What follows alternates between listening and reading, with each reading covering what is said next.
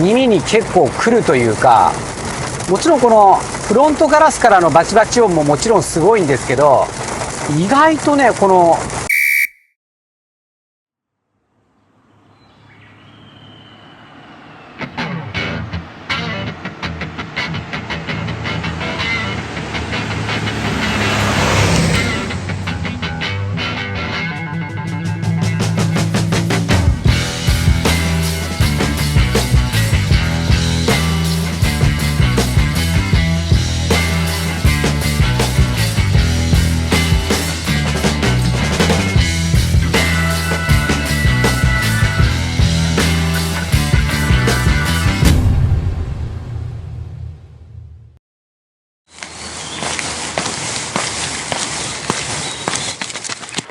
マサチャンネルをご覧の皆様、こんにちは。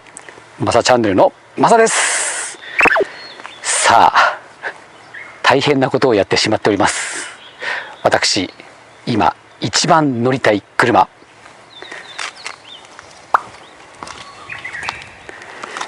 どうですか。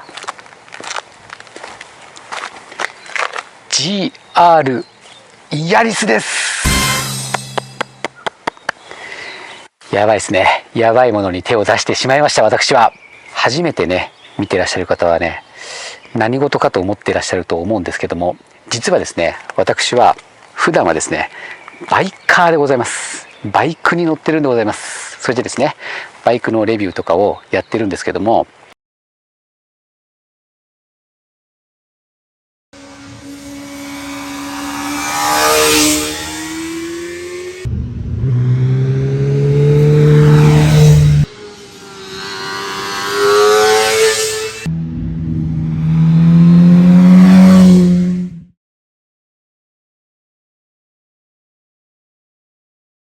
バイクって基本的に加速速いんですよ。で、この子ってめっちゃ速いじゃないですか。なんか筑波とか持ってったらもう相当ノーマルな状態で速いみたいな感じの車じゃないですか。じゃあバイカーが乗ったらこれ速いって感じるのかなみたいなのがちょっとこう興味があったのと、久々にマニュアルの車がね乗りたいっていうのもあって、そしてですね、今回レンタルさせていただきました。いやーね、乗りやすいとか乗りにくいとかいろいろありますけど、それはね他の動画でお伝えしておりますので。そしてですね、実はなんですよ、実は僕はですね、スーパーカー年代なんですよ。スーパーカー年代、ランボルギーニ、フェラーリ、カウンタックとかですよね、あれですよ。僕ね、みんながそういうこうガルウィングのカウンタックとかかっこいいって言ってる時に、もうかっこいいとは思ったんだけど、実はね、僕そこまでね、そこにかっこいいを感じてなくて、めちゃめちゃかっこいいって感じてたのがラリー車なんですよね。変態でしょ。でしかも、ランチャーストラトスとかあったじゃないですか。丸めのこうね、補助灯がバーってついたランチャーストラトス、めっちゃかっこよかったけど、その中でもめちゃめちゃ燃えたのが、もしかしたらその時代じゃないのかもしれない、後からなのかもしれないけど、ルノー3区ですよ。ピンときません？ルノー3区の後ろのブリブリフェンダー、どうですかこれ。近かれし者を感じないですか？それでね、後で初見全体をこう細かいところを見ていくんですけども、まずね、エンジンですよ。エンジンでね、僕ね、3気筒っていうエンジンがねどうなのかっていうところで言うと、素晴らしいんだと思うんですけど、実はねあんまり興味なかったんですよ。なぜかというとですね、僕通勤遊び車でダイハツウェイクを乗ってるんですよ。で、あれ3気筒じゃんっていうか、日本の軽自動車みんなほとんど今3気筒じゃないですか。3気筒っていう感じがしたんですよね。で、バイクで3気筒って、トライアンフっていうのがあって有名な単車があるんですよ。で、日本車だとヤマハですね。ヤマハのトレーサー 9GT っていうバイクがあって、それがとんでもないバイクなんですけど、速くて、それもあんまりその興味なかったんだけど、去年乗ったのよ。そしたら3気筒って4気筒みたいなつながった音なんだけども、もうちょっとざらつき感があって、じゃあ下弱いかっていうとそうでもなく、上回んないかっていうとすげえ回るみたいな。不思議だなこのエンジン。4気筒と2気筒のいいとこ取りじゃんみたいな。今ねバイクがみんなパラレルツインになっちゃってて、でこの3気筒ですよ。これはマイナー前なんですけど、マイナー5だと300馬力超えです。3気筒300馬力 1600cc、 おかしくないですか1気筒100馬力よ。おかしいでしょ。どうなってんだこれはみたいな感じは少しあったんですけど、ちょっとね初見ちょっと一周グッと回ってみましょうか。まずはねこのフロントマスク、これ見てください。意外とね閉じたりとかね、こう何のあれか分かんないけどね、全部開いてるわけじゃないんだよね。でかなり発熱量のあるエンジンだと思うんで、もうとんでもない大きいラジエーターですね。で上がインタークーラーなのかな、これねブレーキを冷やすとこですね。そしていよいよこのサイドに回ってくると、フロントでこのブリフェンですよ。ブリブリこんだけですよ。ここからだとどうだろう、15センチぐらいねこう出っ張ってる感じですよね。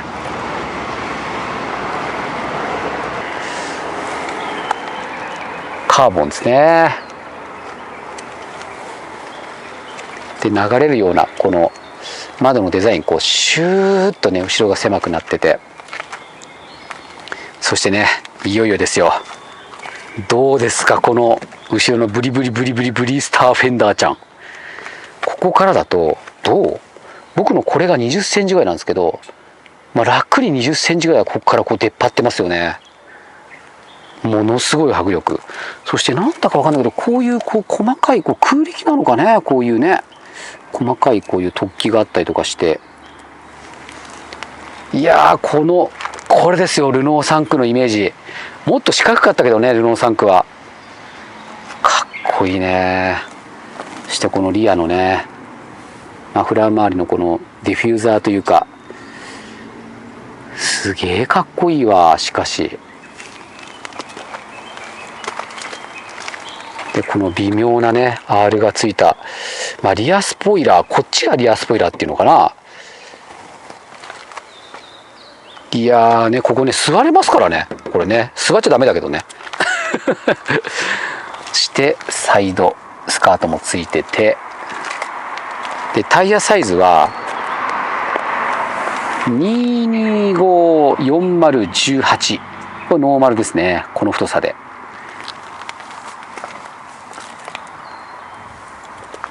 そしてね斜めにシュッといったヘッドライトですね。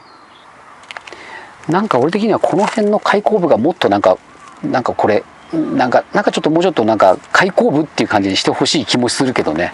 ちょっとエンジンルーム見てみようかな。エンジンルームはそう開ける時にねちょっと開けますよ。ちょっとここ見ててください。分かった？下がるのよ。当たり前なんだけどね、こうねフレームがないからちょっと見てると分かるんですけど、閉めるとすごくないですかこれ。すごいよね。当たり前なのこれここがボンネット、ここが給油口ですね。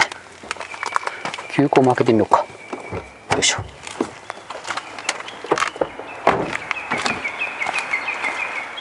エンジンを開けてみます。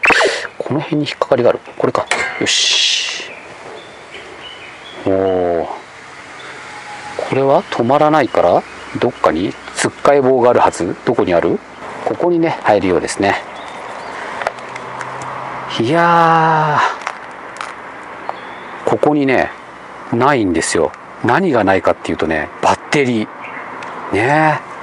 これがエンジン。すげえでけえミッション入ってんだな。これエアクリーナーボックスね。はあ、これがヘッドですね。わずかこんだけのね下級機含めてこんだけのスペースで300馬力、すげえな。トランクも見てみましょう。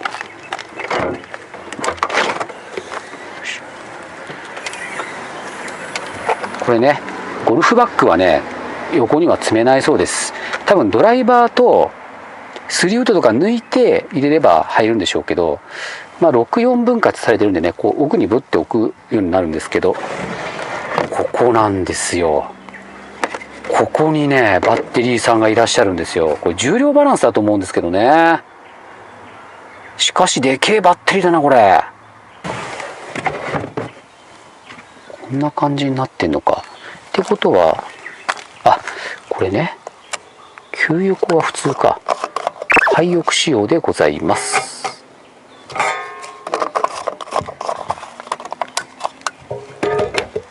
でもね、リアはね、見てるの通りこんだけのスペースしかないから、残念ながら運転してる時の後方視界はそんな良くなかったね。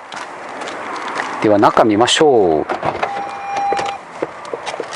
ちょっと散らかってますけども、メーターですね。でこのねナビもめちゃ見やすいです。実はねちょっと今座っていますけど、スペースが割とコンパクトかもしれないですね。朝旅。座っていますよ。シュッ。これ今ね僕の体型に合わせちゃってますけども、僕身長164センチです。で今シートリフターでちょっと上げてるんですけど、一番下げてみましょうか。一番下がった状態です。下がった状態でお尻をしっかり後ろにつけて、で屋根まで20センチないね。このくらい15センチぐらいかな。これが20センチだからね。なので僕の身長164センチでもうこんだけしかないってことは、僕より10センチ背が高い方だったらもうこのくらいしかクリアランスがないんですよ。だからちょっとこうやった時にもう頭ぶつかっちゃうと思うんだよね。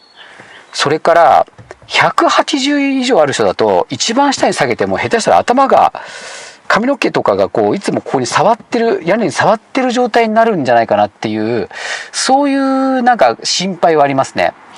だけど僕これだとやっぱりこう結構このダッシュボードが高くて、慣れもあると思うんですけど、僕いつもダイハツウェイク乗ってるんで、もうちょっとこう見たいんですよね。そうすると自分の感覚ではちょうどいいとこまでこう上げていくと、こんなもんかなっていう感じで少し上げてます。どこまで上がるんだろう。結構上がるね。結構上がる。もうここまで行っちゃうとちょっと足が、そうね、ここだとちょっと低くしたくなるな。やっぱこんな感じかな。でクラッチを踏んだ時にちょうどいい、こんなもんか、ちょうどいい感じにしていくと、僕ねあんまりこう寝てるのちょっと怖くて、こんな感じね。でグッと伸ばした時にちょうど伸びきるぐらいだから、こんなもんでハンドルの位置はちょうどいいと思うんですけど、ハンドルも結構ね動くんですよ。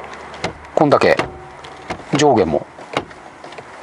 で僕の中ではこうシフトレバーのこう位置関係上、こうパッといけるのがこの辺なんですよね。こんなもん。あんまり低いのも実は好きじゃなくて、こんなもんかなって言って、さっき設定したのがこんなもんなんですよ。こんなもんなんですね。だからこれ足が長い人だともちろんこれ後ろになる、こんだけ下がるからいけるとは思うんですけど、とにかくこっちの空間はなんとかなっても、屋根の上の空間が相当狭く感じるような気がしますよ、背が高い方はね。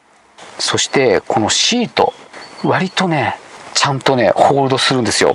非常にねこれねいいです。なんかこう包まれてる感じ。もっとこうグッとしてくれればいいのにって思ったりとかもするけど、すごくいいと思います。あまりにもね窮屈だと一般道とかでねちょっとこうなんかこっち取ったりとかするときにやっぱり動きづらいから、このくらいがちょうどいいのかなと思ったりとかします。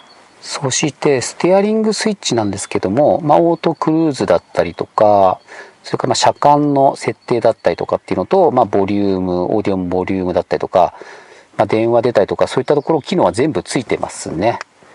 これが4駆の切り替えですね。このモードスポーツとかにノーマルとか切り替えると、前後のですね、トルク配分が変わるらしいですね。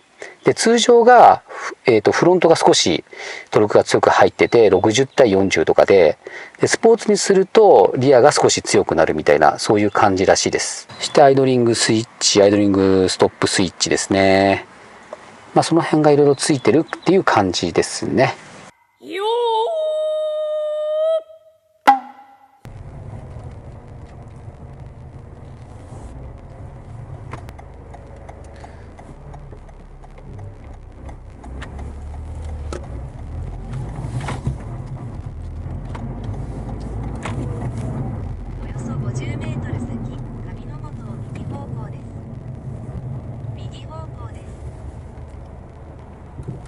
めちゃめちゃですね、乗りやすいです。まず結構ね、低速がちょっと弱いのかなと思ったりとかしてたけど、全然そんなことなくて、アクセルなしでも普通にね、発進できちゃいますんで、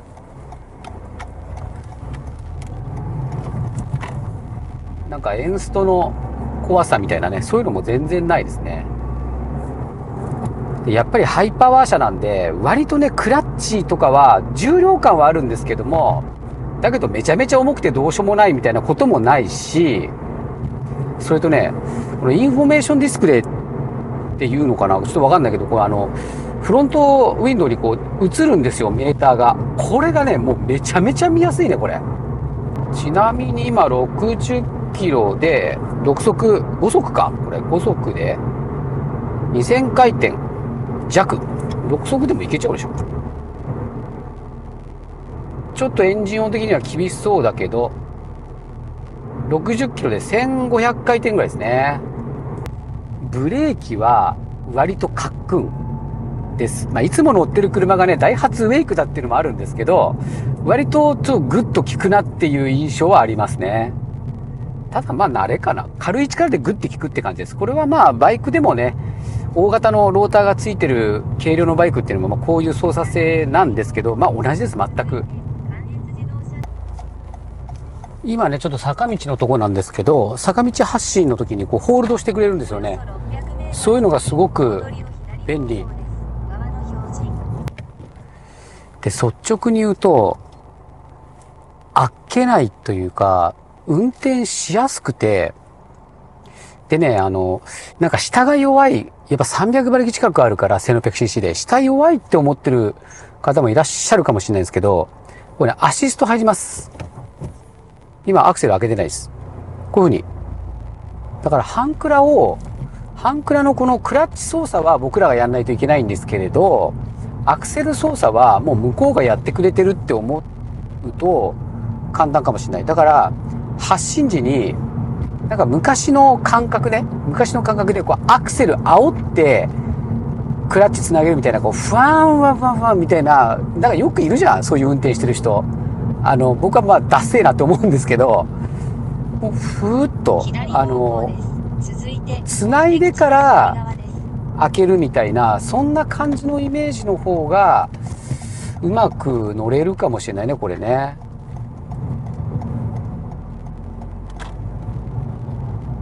ちょっとね、給油したいと思います。お疲れ様でした。あら、セルフじゃないのね。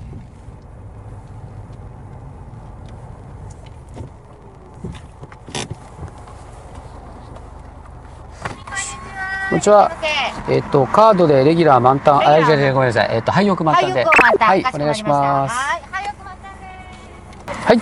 ありがとうございます。はい、ありがとうございます。252キロ割る 20.40。20.4 は 12.35 燃費。12.35。約300馬力の車で結構回したりとかしながら走って12って僕相当いいと思うんですけどね。あとね、この視界ですね。この両サイドのミラーから見える景色はめちゃめちゃ見やすいです。で、フロントもやっぱり大きくてすごく見やすいです。視界はいいです。ただ、後方視界に関してはもうほぼここから見えるその後ろの窓がね、とにかく小さいので、後方視界はもうほとんど期待できないというか、一応見えますよ。一応見えますけど、感覚的には目をこう細くしてるような感じぐらいしか見えないですね、これは。街中ではもう足回りはもう決定的に硬いです。高速とかだとね、割としなやかに感じたりとかもするんですけどね。ワインディングのなんかゼブラみたいなこうあるじゃん、こうちょっとこうなってる線みたいなやつあるでしょ。あれはね、相当ガタガタきますね。でも何回も言ったかもしれないけど、しょうがないでしょうね。こんだけのコーナーであんだけ粘る足回りでね、ふわふわしてたらおかしいわけで、やっぱコンパクトっていうのが街中で運転してて一番武器なんじゃないですかね。今のところもアクセル踏んでないですよ。ふって止まってクッと半クラにするとちょっとアシストしてくれて、発進したと同時にアクセル踏むみたいな感じにしたら、さっきみたいにスマートに運転できると思います。ファンみたいなにはならないと思います。っていうか GR ヤリスを乗っててファンみたいな発信してるやつダサいよ、多分。そういう感じにはならないはずですね。バックの時とかもすごくアシストしてくれてバックしやすいです。アクセル踏まなくていいんで。といった意味ではやっぱり現代のマニュアルだな、乗りやすいなっていう感じはしますね。ただね、一個ね、アクセルのレスポンスっていう言い方がいいのかな、ちょっとわかんないんだけど、回転上がってくるでしょ。で、こうギア変えるじゃないですか。今かなり低回転だからそんな気にならないですけど、変えるときにこう回転が下がってきてギアを変えると合うじゃないですか。回転数が合いづらい、下がらないですよ。エンブレが効かないのと関係してるかなと思うんだけどね。これ今ね入れました、一足に。こうやって発進できるんですよ。結構な勢いで発進しても演奏しないので、って話戻るんですけど、回転の落ち方がすごく緩くて回転が合わないんだよな。それが一番気になるな。これ1位じゃないですか。2位入れるでしょ。相当待たないと下がってこないんだよね。そこだけです。そこが気になるかな。僕がバイカーだからっていうのもあると思うんですよね。バイカーだからどうしてもこうふーんってギアチェンするじゃないですか。だけど車ってそこまでじゃなくてもファンって言ってほしい。だけど行かないのよ、この子は。ファンって回転が落ちてくるから、その途中で繋ぐとガクってなるじゃないですか。だからなんか割とギクシャクしやすいなという感じです。ということでね、GR ヤリスの外見、内装、それから街中でのね走行等をですねレビューさせていただきました。そしてですね、マサチャンネルはこの動画だけではありません。たくさん皆様のためになる動画アップしておりますので、この後流れるチャンネル紹介動画をご覧になられて、チャンネル登録にご協力をお願いします。そして GR ヤリスの動画はこの他にこれを混ぜて3本ありますのでね、それも全部見ていただけると GR ヤリスについてはよくわかるかなというふうに思います。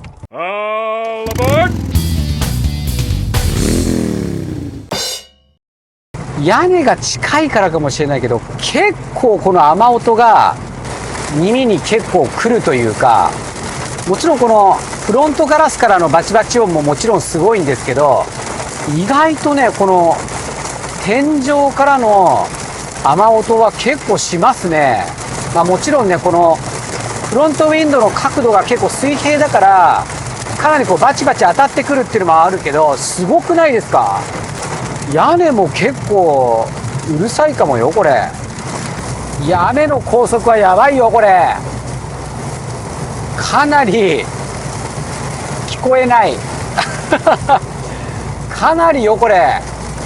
もしかしたら俺のウェイクよりうるさいかもよこれ、雨音が。どのくらいマイクでこの音が拾えてるかわからないけど、なかなかですよ。あとちょっと深い水たまりに入ったわだちっていうんですか、時にこう水しぶきバーって上げるじゃないですか。あの音もすごいね。